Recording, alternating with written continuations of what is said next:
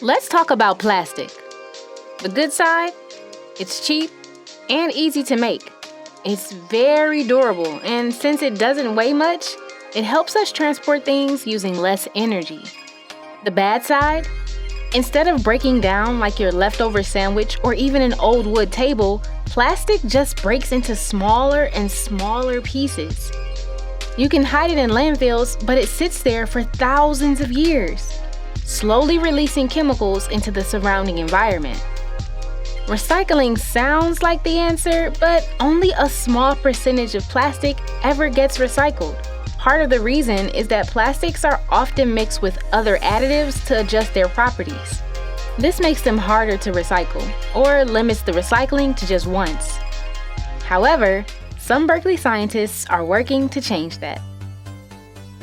So we're designing a new type of plastic that will be recyclable from the very beginning. Most conventional plastics are either thrown away or recycled into something that's less valuable. However, our plastic will be infinitely recyclable, even when mixed with other materials. This is known as chemical recycling.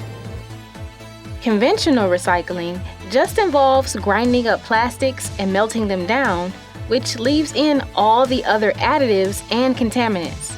Chemical recycling means taking the plastics apart atom by atom.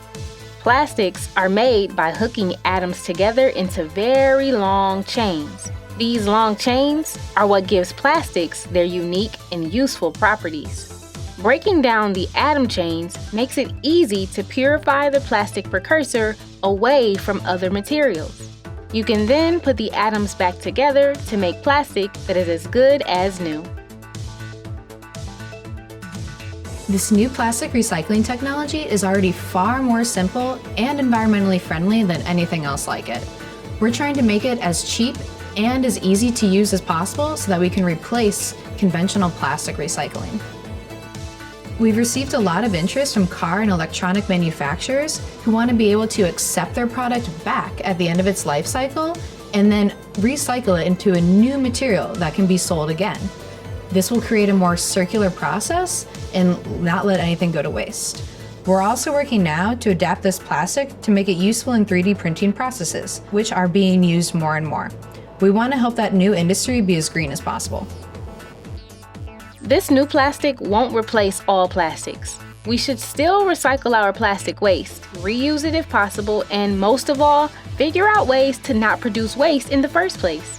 It will take focused attention from individuals as well as lawmakers, corporations, and scientists to help keep our environment clean.